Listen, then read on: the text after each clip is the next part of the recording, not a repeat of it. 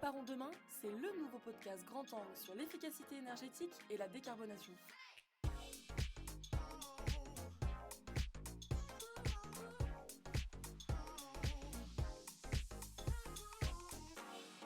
Bonjour à tous et bienvenue dans ce nouvel épisode de Préparons demain. L'eau est une ressource épuisable et les risques de sécheresse et de pénurie qui pèsent en ce moment sur la France pourraient avoir de lourdes conséquences. Notamment pour les industriels qui utilisent d'importantes quantités d'eau, que ce soit pour leurs utilités, leurs process ou même dans la composition finale de leurs produits. Face au cadre réglementaire qui évolue rapidement et au stress hydrique qui pèse sur leurs activités, les industriels n'ont pas d'autre choix que d'améliorer leur gestion de l'eau. Et ils en ont conscience. Lors d'une enquête qu'on a menée chez Certienergie en 2023 auprès d'industriels de l'agroalimentaire, les résultats révèlent que 83% d'entre eux considèrent l'eau comme un sujet très important. En conséquence, il leur faut agir, par exemple en explorant les pistes de recyclage des eaux industrielles. Chemdoc Water Technology est spécialiste dans la fabrication d'équipements pour le traitement de l'eau industrielle. François Chêne, directeur de projet chez Chemdoc, est notre invité du jour et il nous éclaire sur les enjeux hydriques des industriels et nous fournit des solutions concrètes pour économiser de l'eau. Bonjour François et merci beaucoup d'avoir accepté notre invitation. Bonjour. Je l'ai mentionné dans l'introduction, on entend beaucoup parler des enjeux liés à l'eau ces derniers temps. On parle de raréfaction de ressources, de sécheresse, de pénurie. Et cela menace directement l'activité des industriels. Pourquoi, concrètement, c'est un sujet qui est d'actualité ? Est-ce qu'on est légitime à parler de stress hydrique ? Et en quoi ça concerne peut-être certaines industries plus que d'autres ? Bonjour, alors effectivement oui, tout le monde l'a bien constaté, il y a eu depuis quelques étés des problématiques liées au réchauffement climatique qui sont marquées par des périodes de sécheresse prolongées et qui ont amené le gouvernement français, en tout cas le législateur, à légiférer et à faire des arrêtés sécheresse et à définir des zones de restriction d'eau lorsqu'elles sont en arrêté sécheresse. Donc les choses s'accélèrent en 2023, aussi avec une réglementation qui va désormais étendre ces arrêtés sécheresse dans le détail. Donc l'industrie n'est pas la seule concernée, ça nous concerne tous, mais il est vrai que les usages d'eau potable ne connaissent jamais de restrictions. En général, en cas d'arrêté sécheresse, on va restreindre d'autres usages que l'eau potable. On entend très souvent parler du lavage de voitures, mais aussi de l'industrie, à qui l'on va demander de restreindre sa consommation d'eau. Donc oui, cela affecte l'industrie, et plus les industriels consomment des quantités importantes d'eau, plus ils seront concernés dès lors que leur activité est dans une région soumise aux arrêtés sécheresse. Donc on l'a compris, les industriels vont devoir agir pour mieux gérer leurs ressources. Face à cet enjeu, quelles sont aujourd'hui les solutions qui sont proposées par Chemdoc Water Technology ? Alors, chez Chemdoc, nous, on est des spécialistes de la filtration d'eau pour l'industrie par des procédés membranaires ou résine échangeuse d'ions. On fait des équipements pour produire de l'eau aux contraintes process, aux contraintes ingrédients, donc en général pour déminéraliser l'eau. Et en fait, ces techniques que l'on maîtrise depuis plusieurs années, plus de 30 ans pour certaines, sont des technologies qui sont aussi à la base des procédés de recyclage et de réutilisation de l'eau. Donc nous, ce que l'on va proposer aux industriels, c'est d'étudier des projets de recyclage, de reuse ou reut de l'eau pour pouvoir recycler une partie des eaux du site, utiliser, on le dit désormais, utiliser plusieurs fois la même molécule d'eau. Et du coup, on parle de recyclage de l'eau. Qu'est-ce que c'est concrètement ? Pour que nos auditeurs comprennent bien de quoi on parle, sur un site industriel, où est-ce qu'on peut aller récupérer cette eau, où est-ce qu'on peut la réutiliser et comment globalement ça peut fonctionner ? Alors sur un site industriel, l'eau elle est généralement utilisée pour 2 ou 3 choses en général. La première, c'est nettoyer les cuves de production, utilisée pour nettoyer des matières premières pour la production, ou elle est transformée en vapeur pour pouvoir chauffer, ou elle est utilisée pour le refroidissement. Donc l'industriel prend de l'eau au milieu naturel ou dans un réseau d'eau potable, utilise cette eau, la pollue avec les éléments qui constituent sa production, et en général, avant de la rejeter au milieu naturel, il la pré-traite ou il la traite dans une station d'épuration.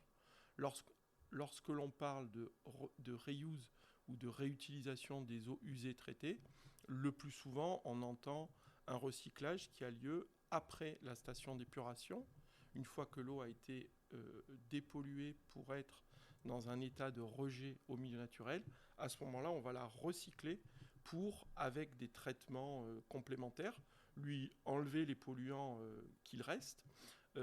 Mais on peut aussi faire du recyclage plus haut dans le cycle, qu'on appelle la reuse en anglais, c'est-à-dire avant la station d'épuration, notamment sur des eaux de refroidissement dont on n'a pas forcément besoin de mélanger dans une station d'épuration et que l'on peut recycler en amont de la station d'épuration. Et du coup, concrètement, une fois qu'on a traité cette eau, où est-ce qu'on peut la réutiliser sur un site industriel? Alors, sur les plus grands sites, les sites qui sont les plus grands consommateurs d'eau, qui ont des consommations, on va dire en général, qui dépassent les 100 mètres cubeurs, qui peuvent atteindre jusqu'à 1000 mètres cubeurs pour vraiment les sites de très grande importance. En général, un des grands vecteurs de consommation d'eau, c'est le refroidissement, notamment au travers des tours aéroréfrigérants. Un des deuxièmes points de consommation, c'est bien évidemment tout ce qui est le process et l'ingrédient. Et on peut aussi avoir la vapeur. Donc, suivant la qualité du traitement, et clairement, c'est un point des projets reuse que l'industriel doit se poser lorsqu'il étudie un projet, c'est quelle eau ou effluent vais-je réutiliser et quel usage je souhaite donner à ce recyclage, qui sera un recyclage partiel. On doit, avec humilité, parler de recyclage partiel. On n'est pas capable aujourd'hui, hormis quelques rares projets que j'évoquerai aussi à la fin, de recycler en totalité, et ça n'a pas forcément de sens. Mais pour chercher des valeurs de l'ordre de 25 ou 30%, ce sont des choses qu'on peut trouver pour divers usages. Et donc aujourd'hui, on en a parlé dans l'introduction, c'est un sujet qui pèse lourdement sur les industriels, mais pourquoi ils ont intérêt à s'intéresser à ces technologies? Quels sont peut-être les principaux avantages d'installer ce type de système au sein de leur site? Alors en fait, aujourd'hui, on va assister à soit des industriels qui ont la fibre environnementale et qui souhaitent toujours faire mieux, y compris aller et devancer la réglementation, qui ont attaqué le recyclage, certains depuis les années 2000, et il y en a quelques-uns parmi lesquels les plus vertueux de l'industrie, ou bien des industriels qui voient arriver des arrêtés sécheresse émis par, on parle d'installations classées, par l'Adréal, avec une demande des préfectures leur demandant de présenter un plan de diminution de leur consommation en eau. Donc sur les arrêtés sécheresse, les industriels doivent, dans les zones concernées, faire 10, 15, jusqu'à 30% d'économie d'eau. Donc ces économies d'eau, bien sûr, ils les font d'abord par de l'amélioration des process, de recherche de ce qu'ils consomment, avant de s'intéresser au recyclage. Et après, lorsqu'on demande d'atteindre 30%, en général, le recyclage va être aussi une part importante d'un projet, parce que la réduction de consommation ne pourra pas suffire pour atteindre des pourcentages aussi importants. Donc en fait, aujourd'hui, on le voit bien, deux types d'industriels, ceux qui devancent et ceux qui sont obligés. Le plan eau qui va être présenté par le gouvernement dans les prochains jours et qui est aujourd'hui en finalisation, prévoit de toute façon que le recyclage permette aux industriels qui en font de ne pas subir les arrêtés sécheresse.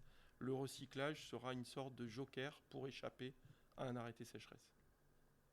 Et concrètement, s'il y a des industriels qui ne se mettent pas en conformité, qu'est-ce qu'ils risquent? Eh bien, ils pourront ne pas forcément recycler, mais dans ce cas-là, ils devront diminuer leur consommation d'eau. Donc, soit ils ont la capacité de le faire, soit ils devront diminuer leur production. Et on sait tous qu'en général, l'industrie, elle cherche plutôt à produire 98 ou 99% du temps pour être compétitive. Très bien.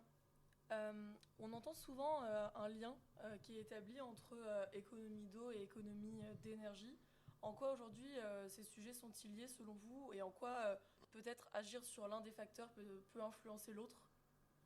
Alors effectivement, l'eau, c'est un vecteur de transport de la chaleur dans l'industrie. En général, l'eau est très souvent chauffée, même pour des lavages ou des rinçages ou des nettoyages en place. Et puis bien évidemment, une grande partie de l'eau dans la grande industrie sert à faire de la vapeur. Donc pour atteindre l'état de vapeur, elle est portée à la température de 180 degrés. Donc chaque mètre cube d'eau qui contient de la chaleur, 10 degrés, 20 degrés, etc., lorsqu'on le recycle, eh bien, on va éviter d'avoir avec de l'eau qui proviendrait d'un forage et qui serait à 10 ou 15 degrés. Lorsqu'on part d'une eau ne serait-ce qu'à 35 degrés, eh bien, on économise, on n'a pas à générer un, un- un- à générer de la puissance thermique pour monter de 20 degrés la température de l'eau. Et donc, on va récupérer cette chaleur fatale qui était dans l'eau. Donc, quand on va recycler de l'eau, bien, en fait, le fait de recycler de l'eau tiède a aussi beaucoup d'intérêt, surtout dans un monde où l'énergie a une tendance à devenir de plus en plus chère, hein, sans parler des crises et des pénuries qui ont fait monter le mégawatt gaz à des tarifs jamais vus jusqu'auparavant. Mais globalement, lorsqu'on récupère une vingtaine de degrés dans un mètre cube d'eau, eh bien en fait, en termes de chaleur fatale, on a récupéré une valeur beaucoup plus importante en euros que le mètre cube d'eau, que ce qu'avait pu coûter le mètre cube d'eau. Donc oui, recycler de l'eau, c'est aussi un moyen de décarboner pour l'industrie lorsqu'on va recycler une eau qui avait été déjà chauffée en partie. Très clair. Peut-être qu'on peut parler un peu réglementation. Aujourd'hui, la mise en œuvre de projets de réutilisation d'eau usée est une pratique qui est réglementée pour s'assurer notamment de respect de normes à la fois sanitaires et environnementales. Est-ce que peut-être vous pouvez nous en dire un peu plus quelles sont les règles à respecter aujourd'hui?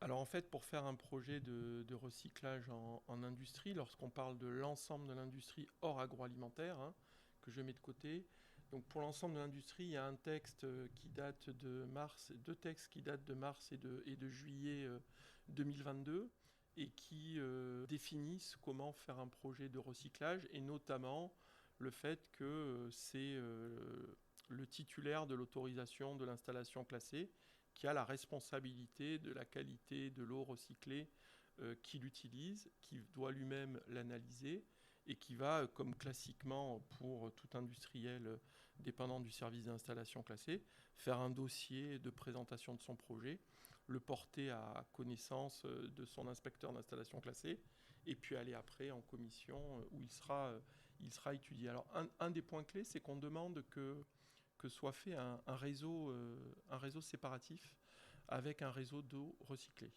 Donc ça, c'est un des points qui vient complexifier les projets. Lorsqu'on recycle de l'eau, il faut un deuxième réseau.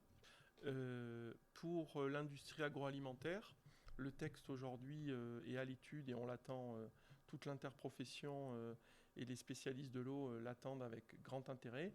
Il va certainement reprendre une partie importante de ce qui a déjà été précisé pour l'industrie. Par contre, ces textes ne donnent pas de qualité ou de technologie spécifique. Et donc, aujourd'hui, ce qui intéresse les industriels, c'est de se dire qu'en lançant des projets reuse, par exemple, ils prennent pas de risques par rapport à la qualité de l'eau. Est-ce que ce type de projet peut présenter un quelconque risque pour un industriel? Alors, il faut bien comprendre que les technologies qu'on utilise permettent vraiment de retirer la totalité des polluants dans l'eau, jusqu'à même à faire une eau dite ultra pure, dans laquelle il n'y a même plus de minéraux. Donc en fait, aujourd'hui, on n'a pas un problème technologique, on a plutôt un problème de changement des mentalités, de presque philosophique, de pouvoir réutiliser l'eau, et même les termes que l'on emploie le plus souvent en parlant d'eau neuve, d'eau recyclée, d'eau propre. On voit bien que tout le monde a un petit problème. Je pense que dans une dizaine d'années, on n'aura plus de sujet et qu'il sera devenu très clair que la molécule d'eau peut être utilisée plusieurs fois en boucle sur le même site sans poser de problématiques ni d'hygiène, ni de sécurité, ni de développement bactérien, parce que les technologies, encore une fois, permettent de s'en affranchir, avec aussi la notion d'analyse, de suivi et de contrôle. Le but étant effectivement de ne faire prendre aucun risque ni au personnel, ni à la qualité même des process. Et donc peut-être pour rentrer un peu plus dans le concret, Si un industriel qui nous écoute souhaite lancer un projet, enfin lancer l'étude d'un projet de recyclage de l'eau sur son site, quelles sont les grandes étapes de mise en œuvre et en combien de temps on peut développer ce type d'installation? Alors pour faire un projet de reuse, donc c'est plutôt un projet que je qualifierais de quelques semestres. Le premier point à faire par l'industriel, lequel on le conseille en général, c'est de repérer vraiment les endroits où il peut récupérer de l'eau, les besoins et les différentes qualités, et ensuite de faire un choix technico-économique sur les objectifs qu'il a de recyclage. Et ensuite, en général, nous, dans notre méthodologie que nous avons chez Chemdoc Water, c'est de passer par une phase, bien sûr, de compréhension au travers des analyses, de décision d'un chaînage de traitement et d'objectifs de qualité, et de le valider soit par un essai laboratoire, soit par un essai pilote in situ. Qu'est-ce que c'est un essai pilote in situ? Eh bien, on met une installation au format miniaturisé de la future installation, qui au lieu de faire 50 ou 100 mètres cubes heure, est une installation qui fait moins d'un mètre cube heure et qui permet pendant 4, 5 ou 6 semaines, voire 8 semaines, sur le site de l'industriel, de simuler très proche de la future installation l'efficience du procédé par rapport à la variabilité des effluents ou de l'eau à recycler, et aussi la qualité d'eau requise pour le process ou pour le service qualité. Ces essais nous permettent, de valider le CAPEX de l'investissement, et aussi de pouvoir donner des coûts d'exploitation, puisque c'est aussi une des grandes demandes que l'on a, finalement, combien ça coûte de recycler l'eau et combien ça va coûter d'exploiter des équipements de recyclage. Donc en termes de process, pour faire un projet reuse, entre le moment où on étudie un projet et où l'installation est mise en service, les durées sont assez variables, mais globalement on est sur des durées de 12 à 36 mois pour les projets les plus complexes. Donc oui, un projet reuse, ça se prépare, ça se travaille, et il faut des gens au sein des usines qui ont la capacité à mener à bien ces projets-là, entre les services environnement, les services qualité et les services travaux neufs. Après, on a aussi des projets qui se font dans l'urgence. Notamment, récemment, on a eu un industriel qui était en difficulté par rapport à une nappe d'eau qui a été fortement diminuée. Et on a réussi en quelques 3 mois à mettre en place une unité temporaire ou secours. Donc je dirais, plus nous avancerons dans la maîtrise des technologies et de leur déploiement, plus on aura des installations temporaires ou secours. Sinon, on est sur des projets de 12 à 36 mois. Très bien. Et vous l'avez mentionné, du coup, en effet, le coût est sûrement un facteur qui intéresse beaucoup nos auditeurs. Combien ça coûte de déployer ce type de projet? Et même si je me doute que ça varie, est-ce que vous pouvez peut-être nous donner des fourchettes? Effectivement, c'est toujours une question délicate parce que pour un projet de 5 mètres cubes heure de reuse ou de 50 mètres cubes heure, et que ce soit pour faire une qualité d'eau destinée au nettoyage des sols ou d'eau destinée à mettre la pointe d'une chaudière vapeur haute pression, on n'aura ni les mêmes technologies, ni bien sûr la même taille d'installation. On est plutôt sur des projets qui se comptent en investissement en termes de centaines de milliers d'euros jusqu'à un peu moins de millions d'euros pour les projets de plus grande envergure, de l'ordre de plusieurs dizaines de mètres cubes heure. On a parlé de coûts, mais peut-être qu'on peut parler un peu de résultats aussi pour pas faire trop peur aux gens qui nous écoutent. Alors pareil, je me doute que ça varie beaucoup selon les projets, mais une fois que l'installation est en service, à quoi on peut s'attendre en termes de résultats? Les résultats et les garanties d'un projet de recyclage qu'on a pu piloter permettent de délivrer des garanties d'une eau de qualité, je dirais industrielle ou utilité, en termes de conductivité, en termes de présence, d'absence de MES et de charges organiques ou de polluants ou de maîtrise de la minéralité. Donc aujourd'hui, il n'y a pas de limite dans ce que l'on peut faire sur un projet reuse, que ce soit pour faire de l'eau déminée de qualité vapeur turbinable, qui est une eau avec une quasi-absence de minéraux ou d'éléments, je dirais, mesurables, ou bien de l'eau pour du simple nettoyage de sol. On va définir la qualité que l'on souhaite.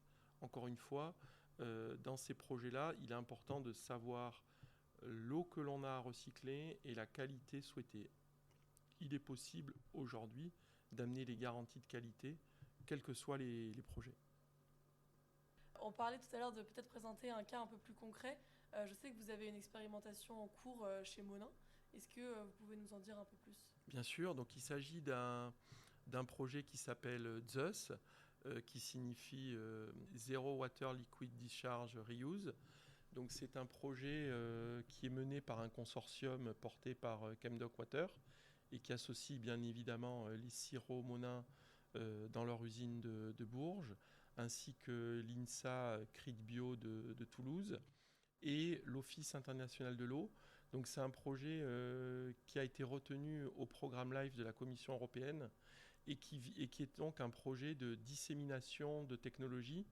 Alors ce qui a fait que ce projet a été retenu, c'est qu'il est innovant dans le fait où il s'agit d'un projet de recyclage de l'eau, mais pas que, puisqu'au-delà du recyclage, on a aussi une valorisation de deux choses, du sel d'une part, et de la charge carbonée pour en faire de l'énergie. Donc c'est ce qui fait tout l'intérêt de la démonstration de ce projet qui est en phase de construction et qui sera mis en service au dernier trimestre de l'année 2023 et qui est un projet qui permet d'une part de recycler les sels d'adoucissement pour éviter qu'ils viennent complexifier le recyclage.